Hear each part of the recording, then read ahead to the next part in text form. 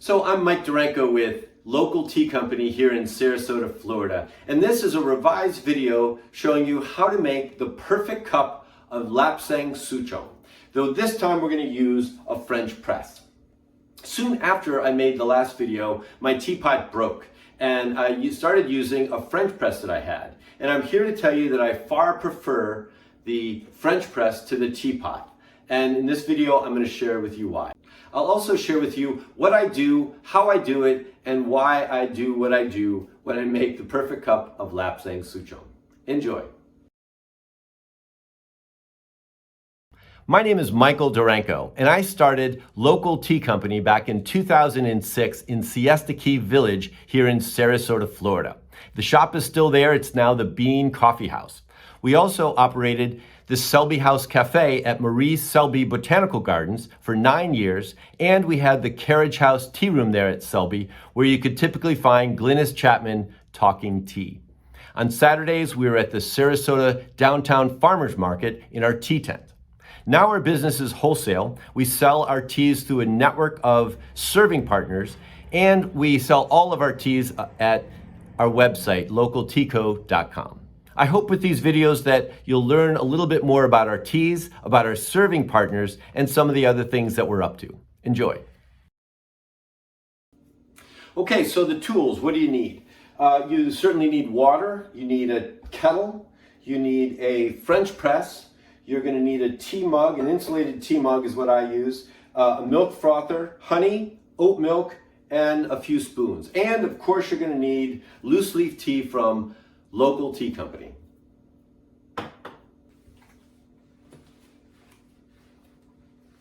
So the French press has a built-in strainer, as you can see here. So you don't need the strainer that you'd need with a traditional teapot. Also, the French press allows you to press down on the tea leaves, though some would say that you bruise or disturb the tea leaves, so please be gentle. And also the French press allows you to see the tea, the color of your brew, and I like that. Okay, the first thing I do is I get the kettle on full whack. We are making black tea, so we want a full boil. Then I add a little bit of hot water to the French press, and I give it a swirl. This warms up the French press, and I add this still warm water back into my insulated mug.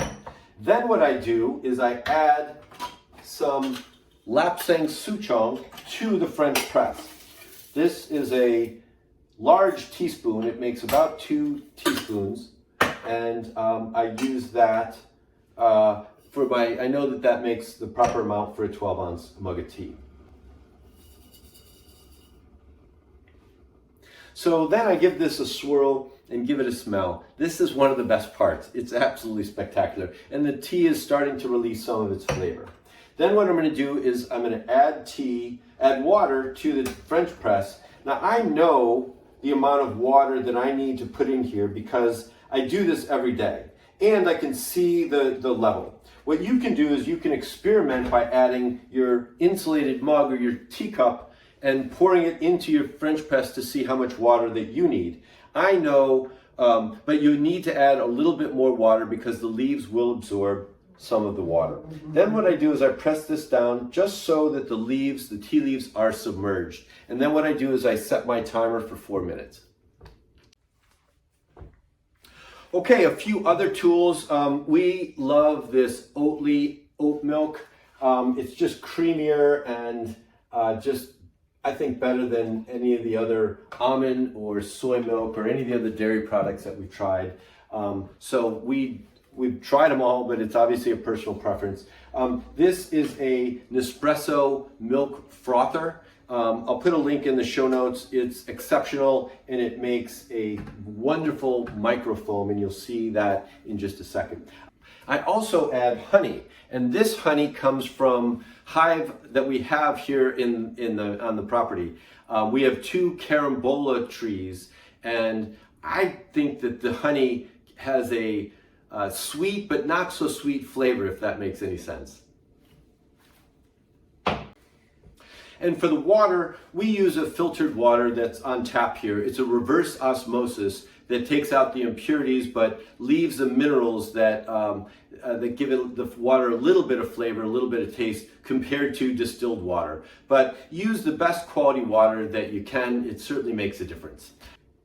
So my mug is a insulated Yeti, and it's 12 ounces. I really like this mug. It's very durable, but very, very basic. The gooseneck kettle, we use the gooseneck because Diane uses this for a pour over, her pour over coffee in the morning, but you can use any kettle. The newer kettles have temperature settings, so green tea, for example, they suggest to steep it at 190 degrees, and the new kettles allow you to maintain that perfect temperature of 190 degrees. So, but please experiment. I use loose leaf tea for a couple of reasons. First, the loose leaf tea is far better quality and a fresher tea product than what you're going to get in a tea bag. The larger leaves hold more flavor than the finely cut leaves that you find in tea bags. You'll get a deeper, more complex flavor from a full leaf or a larger leaf, as opposed to the finer cuts that are designed for more surface area and that are designed to be to steep much quicker than loose leaf tea. Next, you can control how much tea you use. You can make a stronger or a weaker cup of tea based on what you might need, and you can make a larger portion, either for 2 or 3 people in a larger teapot with loose leaf tea. And loose leaf tea is a far better value. You can and should steep your teas multiple times. You can get 2 and 3 wonderful cups of tea from loose leaf tea, where you cannot do that with traditional tea bags. They're designed to be used once and then disposed of. And this is the part of making a cup of tea that I love the best. The quiet moments as you wait for your tea to steep. Either contemplation, or to consider something that you're grateful for, or just maybe taking a few deep breaths before you get back into the chaotic world that we all live in. And lastly, look at the tea. You can see in a French press the tea unfurling and releasing the magical flavors of tea that we all love. That's why I love the French press. You actually can see that, what they call the agony of the leaf, as it unfurls and releases its flavor. And I think that's cool. Okay, so that's 4 minutes. I'm going to start the frother, and what I do is I'll dump the warm water in the insulated container, add about a teaspoon of honey, though sometimes I add a little bit more, and then what I'll do is I'll gently plunge the tea here and add it to my mug. Very nice color, delicious. And then I do a quick stir just to blend the honey and the tea together. And then I'll add when the frother's done, I'll add the oat milk. There we go. And you'll see it gives a really nice topped up version. I'll let you see what that looks like. And then take a little sip. That's nice. So remember to steep your loose leaf tea a second, third, and maybe even a fourth time. The leaves hold in a tremendous amount of flavor. That is my revised version of how to make the Perfect Cuppa Lapsang Souchong in a French press. I hope this is helpful. Your questions and comments are always welcome. Thank you, and have a wonderful day.